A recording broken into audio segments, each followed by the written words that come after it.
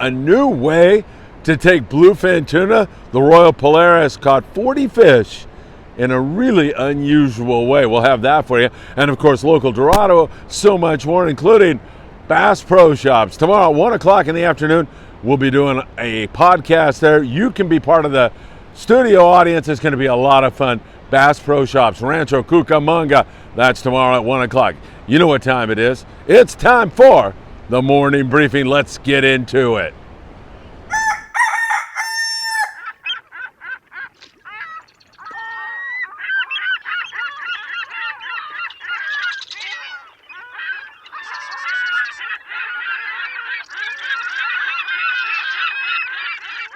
Good morning, everybody. Had a delightful evening last night when we went over to Redondo Beach, California, and went to the Redondo Rod and Gun Club. What a bunch of great people over there. Chuck Zimmer invited me to come over, and of course, it was a great night with just lovely people, really, really great people. And Brian Wynn put on an incredible seminar on fly lining your bait, and there is so much more to it than you ever could have imagined. I learned a lot. Sam De La Torre from Island Fishing Tackle was there.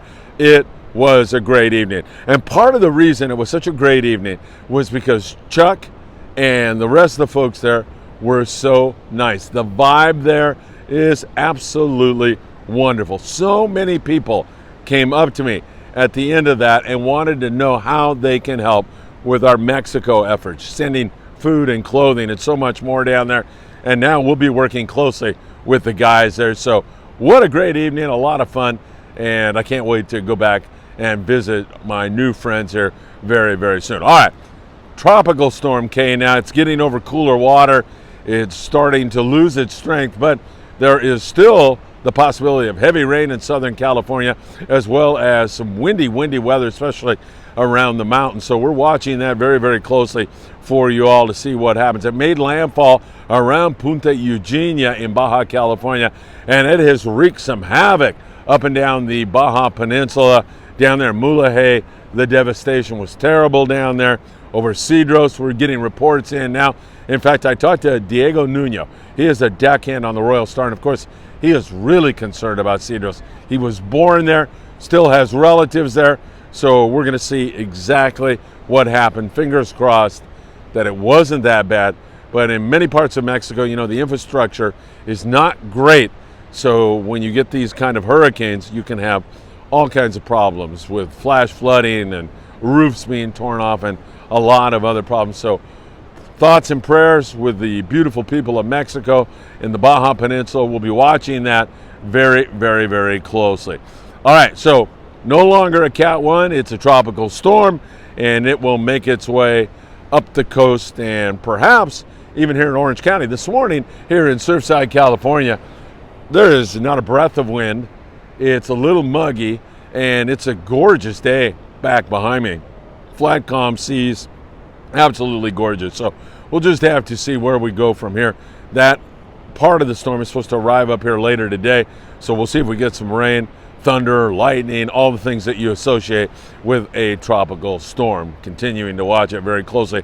I'm not telling you to go out on the water because it's calm, because that can change like that. Once the influence of that tropical storm gets up here, everything could change. It get windy, it get rough, big south swell, all of that. So be very, very, very careful.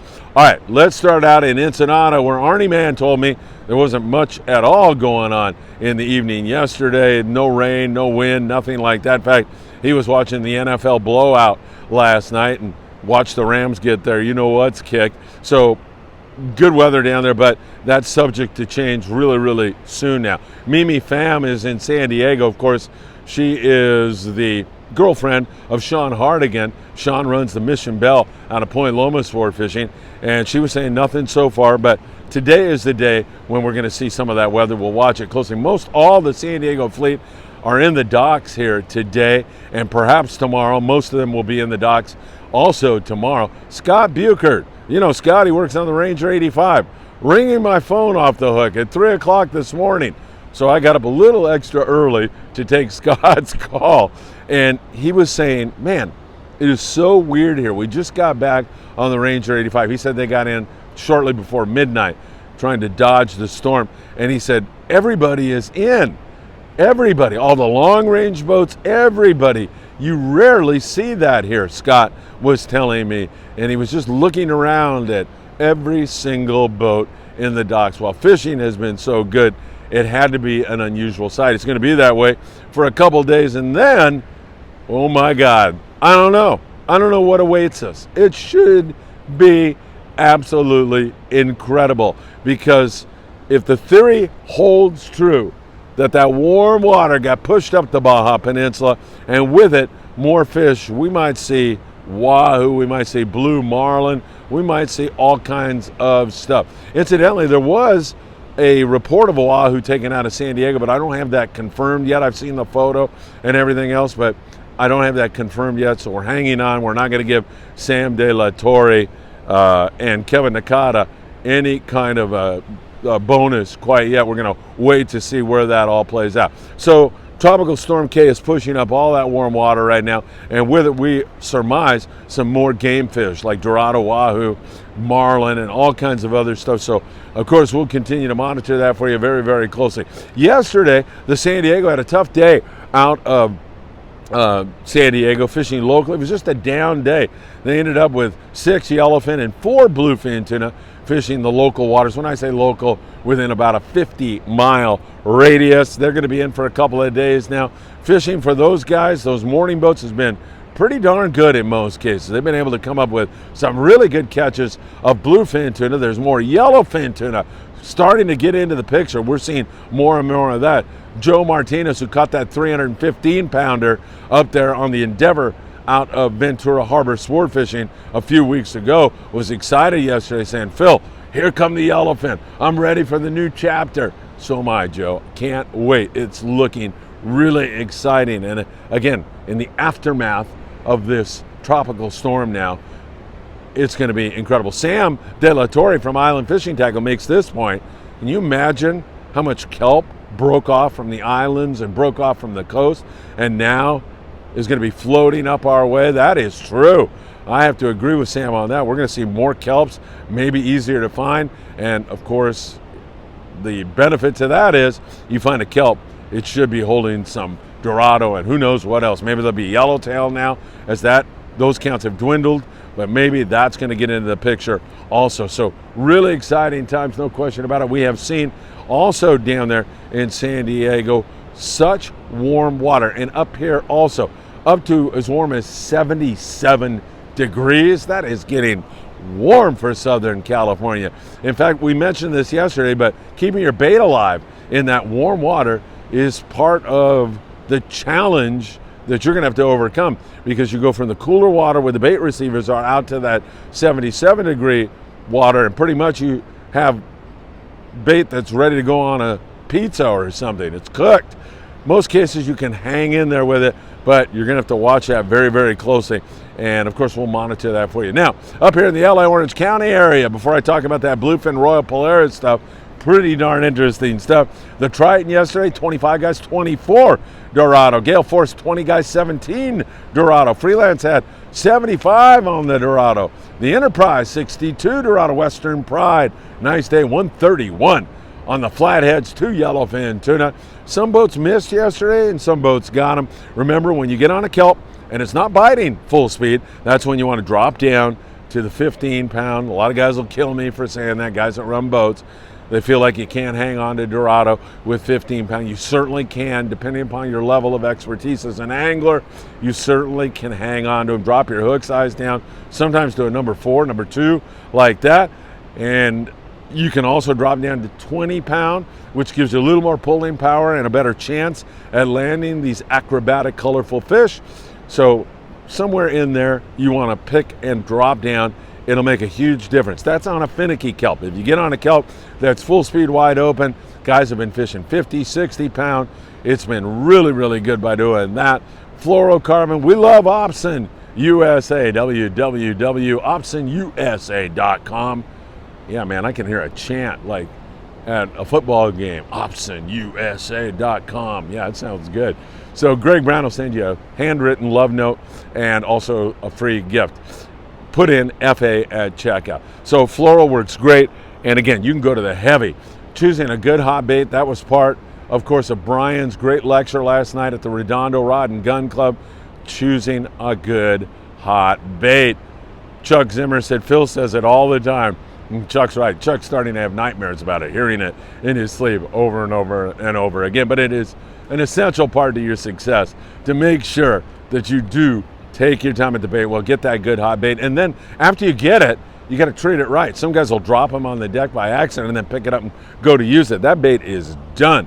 You've knocked a substantial amount of scales off it, and it is not going to look good in the ocean's environment. So you're done with that. It hits the deck, move on, find another one. I know that was the bait you wanted. It was a great bait. It no longer is that way.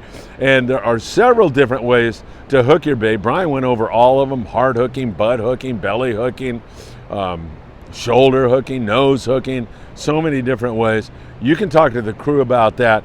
Many times a belly hooked, butt hook bait will swim out and away from the boat much better. So keep that in mind. Nose hook, as Brian said, I'm with him. I use that least. So a nose hook bait can come in and work very, very well, but that sometimes is the least effective. So please keep that in mind. All right, let's get to this bluefin tuna dope, because the Royal Polaris set up on some bluefin tuna, and man, they had a great bite. I mean, they fished till daybreak. They had all they wanted. In fact, in the morning, there were crew guys out there drinking coffee. Everybody else went to bed. They'd had enough. They caught so many bluefin tuna, and it was wide open. But 40 of those bluefin tuna, and here goes a run on torpedo sinkers now, 40 were caught on a torpedo with the assist hooks on it. Not a big fancy knife jig with all these different colors and everything else. A torpedo sinker with the assist hooks on it. And I'm telling you, man, there's going to be a run on 16-ounce torpedoes. You can see what we're talking about here. These photos provided by the Royal Polaris, and they had a great bite and 40 fish on that. So I'll leave you make a decision whether or not you want to do that, because that is something that I suspected for a while, and we'll just have to see where it goes from here. See if more people start doing it and more fish get caught. You know, sometimes you ask a particular boat, hey, what are the Barracuda biting on? And they'll say, blue and white, man. You got to have blue and white. There's no other color that's working. It's blue and white. And sometimes it's because everybody on the boat is throwing blue and white. Now, other times, I will admit to you that there are times when you break out a green and yellow or some other color and you can't get a bite. Now, is it because of your retrieve method, or is it because of the color? Or is there some other factors that enter into it? I don't know. But I do know that this worked on the Royal Polaris, and they had an exceptional, awesome day fishing those bluefin tuna at night. Those nocturnal feeders are still doing their thing. All right, up there in the Channel Islands, they have some offshore trips planned on the Aloha Spirit and other boats. There's bluefin and Dorado up in that neck of the woods. The Aloha Spirit went 0 for 10 the other day on those nice bluefin tuna. So they're going to get geared up properly. I think they're going Monday, Tuesday, and Wednesday up there. Some of their boats are going to be out today, I believe. Some guys up there in the Channel Islands. I know Santa Barbara is out today, as this storm is not going to have any effect up that far. So we'll see what they do and how well they do. But offshore fishing is a reality. All right, taking a look at the islands real quick. It's going to be kind of off limits here for 48 hours down there. Todos Santos, off Ensenada. There's a lot of yellow. Same thing at the Coronado Islands. San Clemente Island to a lesser degree, but good fishing up there. You can get 30 to 50 yellows in a day. Channel Islands, still catching the occasional halibut, white sea bass, and sometimes you get a little flurry of it, and it's pretty darn good. Other times, it's rockfish, halibut, a little bit of bass, a little bit of barracuda, not all that bad. Island Spirit up there out of Ventura Harbor Sport Fishing, still doing their things. Cody Rogers, my good friend, and the great folks there at Ventura Sport Fishing await you at 805-676-3474. Good time for you to jump on a trip and join the guys up there out of Ventura Sport Fishing. Coast, not all that much going on. A few bass, rockfish, and I'm talking about, guys that are fishing the kelp, although there's some decent bass fishing on the kelp lines. Private boaters have been doing quite well, actually, fishing that, but that's a different thing. Definitely want to drop your line down. Fish fluorocarbon if you're going to fish the coastal region. Surf fishing has been really good lately. Of quite a bit of halibut around, lucky crafts, chrome crocodiles. I like that 3/4 ounce a lot. Works fantastic. I love my Dawa Fuego for fishing the surf. It works so good. A 3000 with a 3/4 ounce chrome crocodile, yellowfin, croaker, halibut. It works really, really well on those species. If you want Corbina, you're going to go to natural baits like ghost shrimp and sand crabs and sandworms, and you can actually stock those things. You can see them swimming up the coast. Get a good pair of polarized glasses. That'll make all the difference in the world to you. You see those things, you take a quick run up in front of them, or in my case, a very slow jog, and you get up in front of those things and then present your bait about 6 feet in front of them, and they'll swim up and hopefully grab your bait, and you'll be off to the races with some really fun fishing. All right, so we still have to see what's going to happen with this tropical storm, what kind of an effect it's going to have on us here in SoCal. We'll be reporting on that. Who knows? Maybe I'll be one of those idiotic weather reporters later on with my hat blowing off and the rain coming down, and I'll stand here and tell you, man, it's really bad out here, as if you couldn't tell that yourself. Maybe I'll do that. Probably not. And also, I want to remind you all, tomorrow, Bass Pro. Come on, the boats are in. What are you doing? Come out to Bass Pro so I can shake your hand. Thank you for all the views we're getting, for all the thousands upon thousands, tens of thousands of hours that you're consuming of Friedman Adventures on the Friedman Adventures YouTube channel. We're going to have some great raffle prizes courtesy of Daiwa. We're so proud to be affiliated with this great company, providing great rods, reels, and so much more to the fishing public. And of course, my friend Bob Miner, the general manager of Bass Pro Shops Rancho Cucamonga, has some prizes also while supplies last. So get out there early, do some shopping, and then drop on by at 1 o'clock right in front of the big bass tank, where we're going to have 5 sets of guests and a great podcast for you that you can participate in and ask questions. I can't wait. See you there. And once again, my thanks to Chuck Zimmer and all the wonderful folks at the Redondo Rod and Gun Club. Sam and Brian and I had such a lovely time last night. Hey, I toast you all. I bid you a wonderful day and a wonderful morning. We'll see what Tropical Storm K brings us. And of course, I'll see you again really, really soon.